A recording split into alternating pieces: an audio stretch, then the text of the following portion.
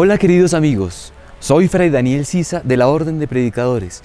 El día de hoy quiero compartir con ustedes una pequeña reflexión a propósito de la crisis medioambiental y cuál es la esperanza que va a brindar el cristianismo frente a estas problemáticas. Acompáñenos. La crisis medioambiental, quizás otorgada o creada por el ser humano a partir de la tala de árboles, a partir de muchas acciones humanas como la tecnología, que ha devastado a nuestra naturaleza, a nuestra casa común, exige de nosotros una reacción importante. Sin embargo, esta gran catástrofe medioambiental no puede ser resuelta solamente por políticas macro, sino también por algo muy sencillo que lo podemos hacer tú y yo, por algo que el Papa Francisco en Laudato Si menciona como una conversión ecológica, una conversión de hábitos, una conversión de nuestras actitudes, pues desde nuestra casa, desde nuestros conventos, desde nuestro cotidiano vivir, podemos ayudar a nuestro planeta. Las respuestas que la fe cristiana, las respuestas que nosotros debemos dar como cristianos en nuestros hábitos, en nuestras actitudes, deben estar atravesadas por algunas reflexiones. Y quizás la primera de ellas va a ser la doctrina de la creación. En primer lugar, es la pregunta sobre Dios creador. Dios que todo lo crea, Dios que por su amor, por su bondad, crea todo cuanto existe. Así pues, todas las culturas de todas las épocas se han preguntado de cómo inició esto y cómo terminará todo esto. La religión católica, nosotros como cristianos, creemos que Dios crea todo cuanto existe a partir de su bondad, a partir de su entendimiento. Y es ahí, en esa bondad, en ese gesto de amor, que Dios nos transmite a nosotros su perfección. Dios transmite en las cosas creadas la perfectibilidad. Es decir, uno puede encontrar desde la roca hasta los animales, hasta los seres vegetales y hasta el ser humano, diversas perfecciones. Y esto es lo que nos habla de Dios, y esto es lo que nos habla de un ser superior, de un ser que está inscrito en nuestro corazón y que también habla en las criaturas como vestigio. En medio de tantas perfecciones que encontramos en la naturaleza, piensen ustedes en los animales, en las plantas estas, por ejemplo, que son incluso hasta carnívoras, que son incluso más perfectas que algunos animales, podemos encontrar en medio de todas esas criaturas un ser muy particular, que tiene una perfección inigualable. Es el ser humano. El ser humano que tiene la posibilidad de conducir a las demás criaturas a esas perfecciones, a una armonía universal. Ahora pues, tenemos que preguntarnos entonces, con esa gran perfección de la inteligencia, con esa gran perfección de la voluntad, ¿cuál es el papel del ser humano en medio de la naturaleza? ¿Cuál es el papel del ser humano en medio de la creación que es de Dios? Quizás el Génesis o los relatos del Génesis nos pueden ayudar a entender un poco cómo es esta relación entre el ser humano y la naturaleza. En un primer momento el Génesis va a decir que el ser humano debe dominar el mundo. Y quizás esta palabra es bastante fuerte para muchos medioambientalistas. Sin embargo, posteriormente, también en el segundo relato de la creación, en el Génesis se muestra que el ser humano, o que esta dominación proviene más de dominus, de ser el Señor, de señorear la tierra. Es decir, de administrar, de cultivar la tierra. Así pues, con inteligencia, con voluntad, nosotros como seres humanos debemos cuidar de nuestra casa común, debemos cuidar de la creación. En el segundo salmo se dice: tú eres mi hijo, yo te he engendrado hoy. Acá podemos encontrar un vestigio veterotestamentario de la imagen de Dios. Acá podemos encontrar que el ser humano es creado a imagen de Dios. ¿Pero por qué? Por lo que ya habíamos dicho antes, el entendimiento y la voluntad. Este ser humano que es creado con una perfección máxima, que es creado con una perfección que le permite ser el administrador, le permite ser el buen pastor de todas las criaturas, de todo el rebaño. Así pues, ser imagen de Dios es algo que nos corresponde hacer, es algo que nos corresponde también transparentar. Sí, por nuestro entendimiento y por nuestra voluntad, ya tenemos en nosotros la imagen de Dios. Sin embargo, por el pecado, sin embargo, por malas decisiones, hemos desfigurado la imagen de Dios que se ha puesto en nosotros. Así pues, tenemos que preguntarnos ahora, con todas estas políticas, con nuestras malas decisiones, incluso con nuestro propio pecado, ¿de qué modo hemos desfigurado la imagen de Dios en nosotros? ¿De qué modo también nosotros podemos empezar a construir, empezar a convertir nuestros hábitos para poder ser realmente imágenes de Dios? Sin embargo, en el Nuevo Testamento hay que reconocer que la imagen plena de Dios, la imagen verdadera de Dios, se da en la figura de Jesús de Nazaret, pues es ahí, en el Cristo encarnado, en el Dios hecho hombre, en el Verbo de Dios, donde encontramos el verdadero rostro misericordioso de Dios, donde encontramos a Dios que se hace carne, a Dios que se hace uno como nosotros y que se hace la imagen perfecta. Es ahí donde podemos encontrar algunas ideas para nuestra reflexión. Esa reflexión que en un primer momento es medioambiental. ¿Cuáles son las actitudes que realmente van a transparentar la imagen de Dios para que podamos dar una respuesta a esta crisis medioambiental que nos afecta? En las Sagradas Escrituras, especialmente en el Antiguo Testamento, en la tradición hebraica, a imagen se le suele denominar como Tselem. ¿Tselem qué significa? Quizás en un primer momento era algo muy escultórico o algo muy de una tradición pictográfica.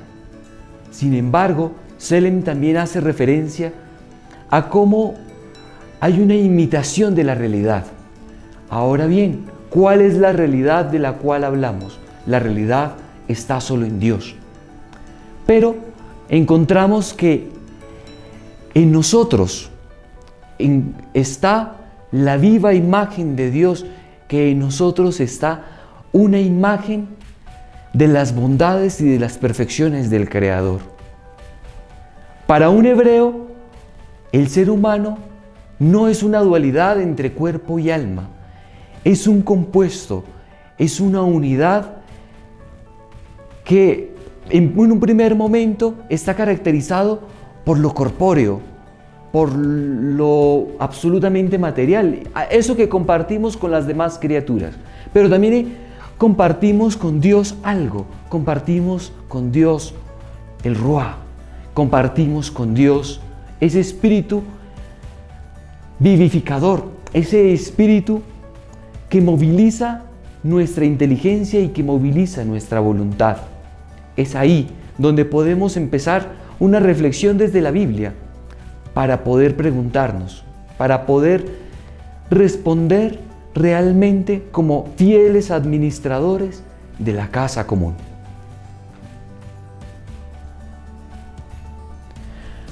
Para el gran Santo Tomás de Aquino, el Imago Dei, o la imagen de Dios hecha en el hombre, tiene tres fases históricas.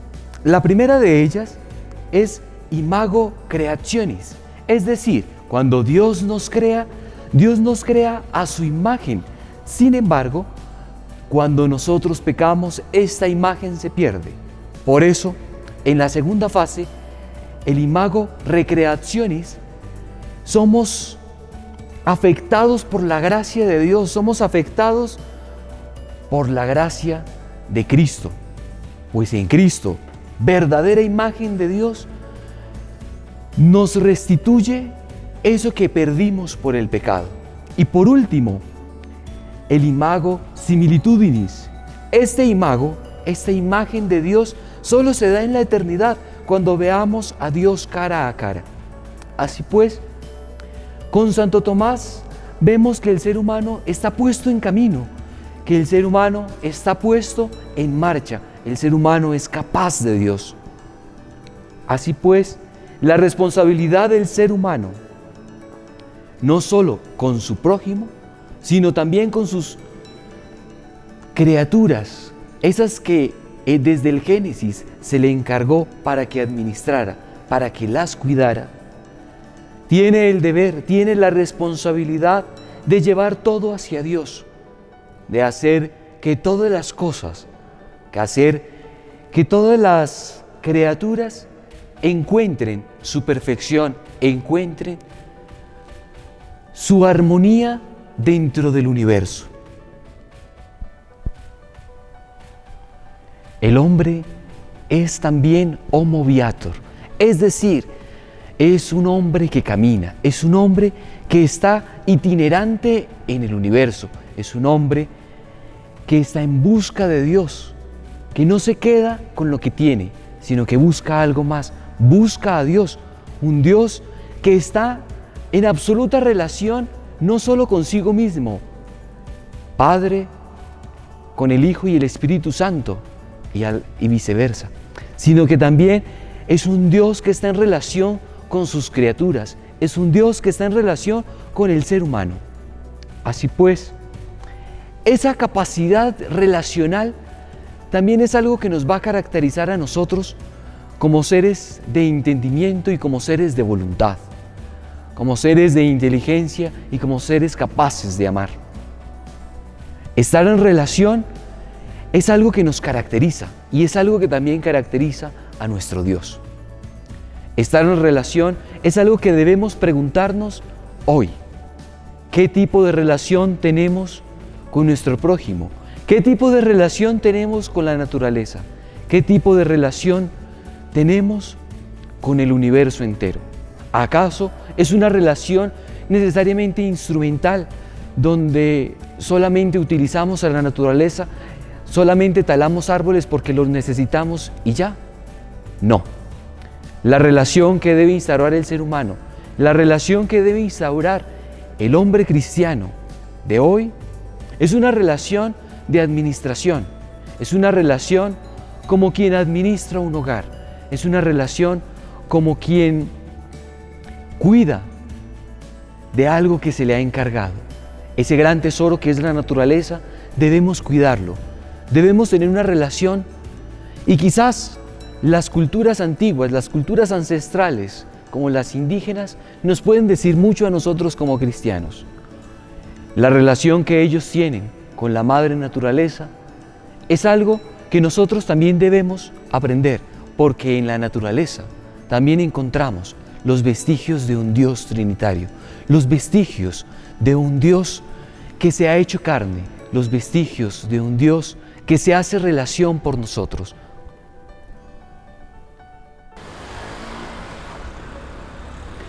Quizás uno de los problemas que más ha suscitado dificultades tanto a la filosofía como a la teología es el problema del mal.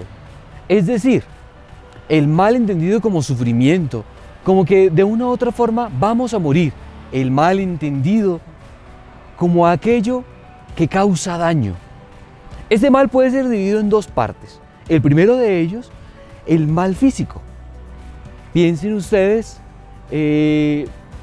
en el mal que puede, o en el sufrimiento que puede tener una cebra cuando es acechada por un león. Pero este tipo de mal es casi que necesario para la armonía universal, porque si la cebra históricamente no hubiese sido cazada por leones, la cebra no hubiera desarrollado su velocidad. O lo mismo, si el león no desarrolla su capacidad de ser un carnívoro, realmente pues tendría que ser casi que una vaca. La gran armonía universal necesita de estos males, casi que en su fricción podemos como criaturas encontrar nuestras propias perfecciones. Pero tenemos otro tipo de mal, que es el mal moral, y es un mal que puede ser evitable, es un mal que está en nuestras manos, porque al tener voluntad, al tener inteligencia, somos también responsables del mal que causamos. Y por eso, aquí tiene que entrar una idea muy bella dentro de la doctrina católica, y es la doctrina de la providencia y el gobierno de Dios. Dios dispone todo para un plan mayor. Dios dispone todo para encontrar el plan salvífico, para encontrar la gracia. Ese plan de Dios que quizás muchas veces sobrepasa nuestra propia razón. Es ese plan que podemos aprender con nuestra inteligencia a descifrar en la historia. Así pues, nosotros, al tener voluntad y al tener inteligencia, también somos responsables de llevar a cabo, de llevar a ejecución el plan salvífico de Dios.